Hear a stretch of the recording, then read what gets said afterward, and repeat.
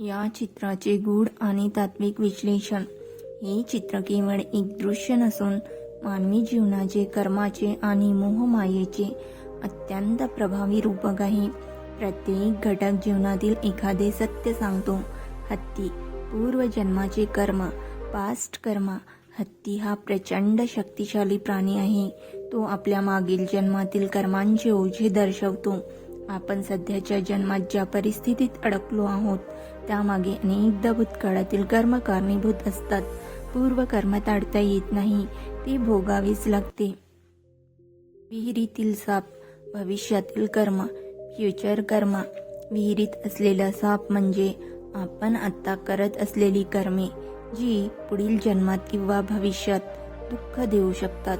वाईट कर्मे केल्यास पुढे संकट अटळ आहे. झाडाची फांदी, सध्याचे जीवन, प्रेझेंट लाईफ. मनुष्य ज्या फांदीला लटकलेला आहे ती म्हणजे आपले आत्ताचे जीवन. ते अत्यंत अस्थिर आहे. जीवन क्षणभंगूर आहे, ते कधीही तुटू शकते.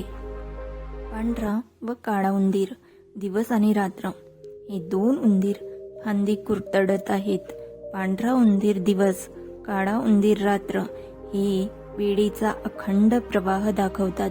प्रत्येक दिवस रात्र आपले आयुष्य कमी करत आहे, पण आपण ते विसरतो.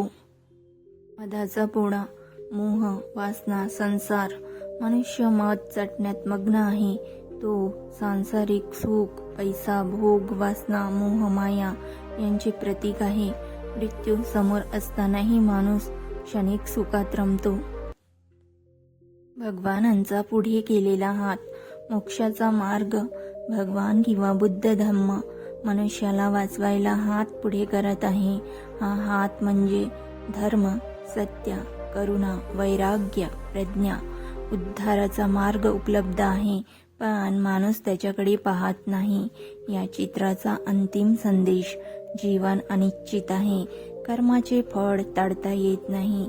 मोहमायेत अडकलेला माणूस सत्य पाहत नाही. वेळ निघून चालली आहे.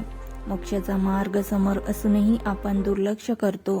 बौद्ध दृष्टिकोनातून तृष्णाच दुःखाचं मूळ आहे. तृष्णा सोडली तर मुक्ती आहे.